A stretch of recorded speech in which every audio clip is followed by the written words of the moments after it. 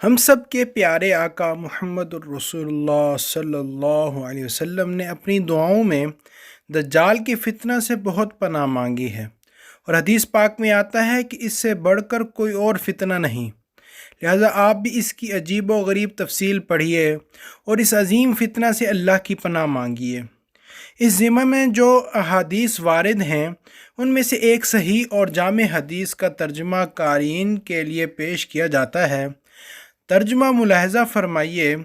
حضرت ابو امامہ رضی اللہ عنہ فرماتے ہیں کہ اللہ کے رسول صلی اللہ علیہ وسلم نے فرمایا، اے لوگو، جب سے اللہ تعالیٰ نے حضرت آدم کی اولاد کو پیدا کیا ہے، کوئی فتنہ دجال کے فتنہ سے بڑھ کر نہیں ہے۔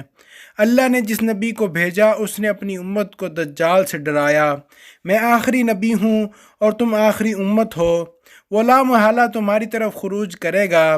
اگر اس کے خروج کے وقت میں تمہارے درمیان موجود ہوا تو میں ہر مسلمان کی طرف سے اس کے سامنے حجت پیش کروں گا، اور اگر اس کو خروج میرے بعد ہوا تو ہر آدمی خود اپنی حجت پیش کرے گا، اور میں ہر مسلمان کے لیے اللہ مددگار کیے جا رہا ہوں۔ دجال شام اور عراق کے درمیان ایک شگاف میں سے نکلے گا، دائیں بائیں فساد بپا کرے گا۔ اے اللہ کے بندو، اے لوگو، ثابت قدم رہنا۔ میں تمہارے لیے اس کی ایسی علامات بیان کروں گا جو مجھ سے پہلے کسی نبی نے بیان نہیں کیے ہوں گے۔ وہ کہے گا، میں تمہارا رب ہوں۔ دیکھو، تم اپنے رب کو مرنے کے بعد ہی دیکھ سکو گے۔ وہ کانا ہے مگر تمہارا رب یک چشم نہیں ہے۔ دجال کی دونوں آنکھوں کے درمیان لفظ کافر لکھا ہوگا، اس کو ہر پڑھا لکھا اور ان پڑھ مومن پڑھ سکے گا۔ دجال کا ایک فتنہ یہ ہے کہ اس کے پاس جنت بھی ہوگی اور دوزخ بھی۔ اس کی جنت اصل میں دوزخ ہے اور اس کی دوزخ اصل میں جنت ہے۔ جو اس کی آگ کی آزمائش میں پڑے وہ اللہ کی پناہ مانگے اور سورہ کہف کی ابتدائی آیات پڑھے۔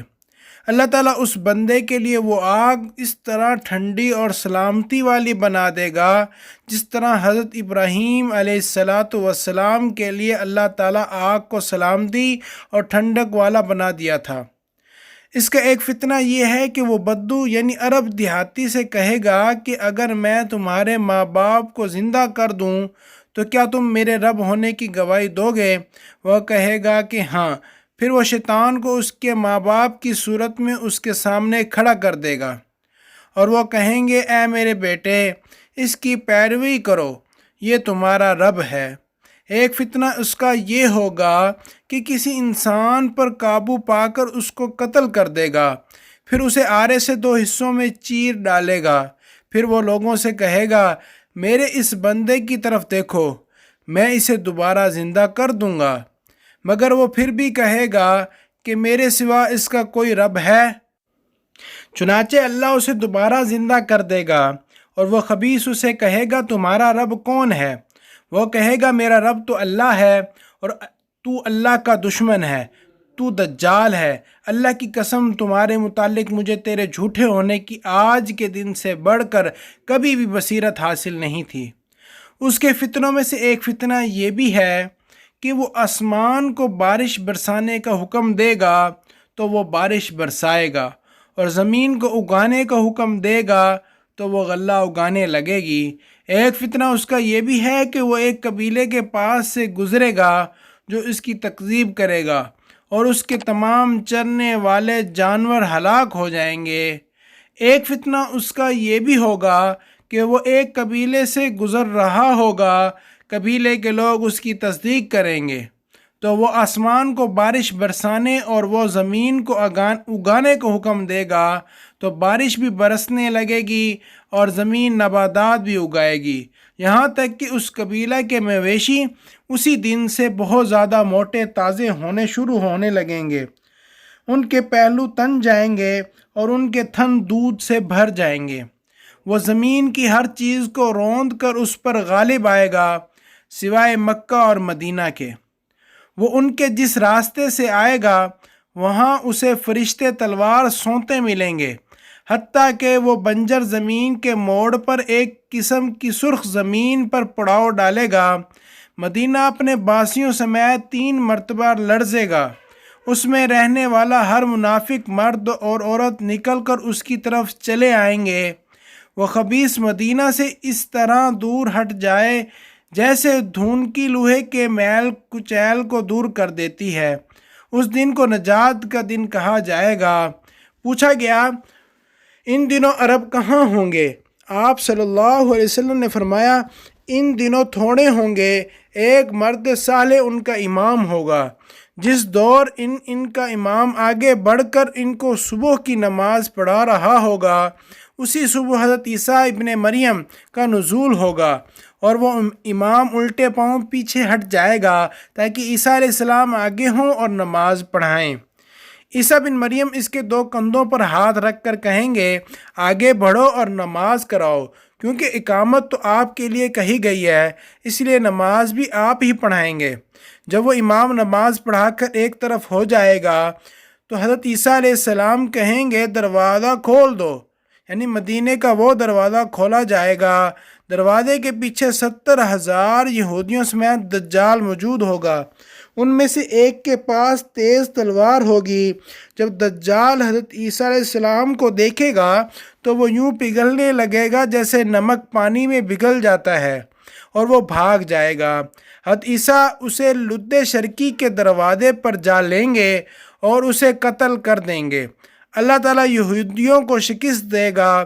اللہ کی مخلوق میں سے یہودی چیز کی پناہ لے گا، وہ بول اٹھے گی، خواہ وہ پتھر ہو، درخت، دیوار یا کوئی جانور، سوائے غرقد کے درخت کے، وہ تو یہودیوں کا درخت ہے، اس لیے نہیں بولے گا۔ باقی ہر وہ چیز کہے گی، اللہ کے مسلمان بندے، یہ رہا یہودی، آؤ اور اسے قتل کر دو۔ حضرت عیسیٰ کی حیثیت میری امت کے درمیان ایک انصاف پسند جج اور ایک عادل امام کی ہوگی۔ وہ صلیب توڑ دیں گے، خنزیر کو قتل کر ڈالیں گے، جزیہ ساقط کر دیں گے، معاف کر دیں گے، وہ کینہ اور بغض کو ختم کر دیں گے، وہ ہر گرم چیز کی گرمی کو نکال پھینکیں گے، یہاں تک کہ بچہ سانپ کے بل میں اپنا ہاتھ ڈالے گا تو وہ اسے کوئی نقصان نہ پہنچا سکے گا۔ ایک بچی شیر کو تکلیف پہنچائے گی مگر وہ اسے ضرر نہ پہنچا سکے گا۔ بھیڑیا بھیڑوں کی کتے کی مانند رکھوالی کرے گا۔ دنیا امن اور چین سے اس طرح بھر جائے گی جیسے برتن پانی سے بھر جاتا ہے۔ اتفاق کا دور دورہ ہوگا، اللہ کے سوا کسی کی عبادت نہیں ہوگی۔ جنگ اپنے ہتھیار ڈال دے گی، قریش اپنی حکومت چھین لیں گے، اور زمین چاندی کی فرش کی طرح ہو کر وہ نباتات اگائے گی جو حضرت آدم کے وقت اگاتی تھی، یہاں تک کہ لوگ انگور کے ایک گچھے کو مل کر کھائیں گے اور وہ انہیں سیر کر دے گا۔ لوگ ایک انار مل کر کھائیں گے تو وہ ان کا پیٹ بھر دے گا۔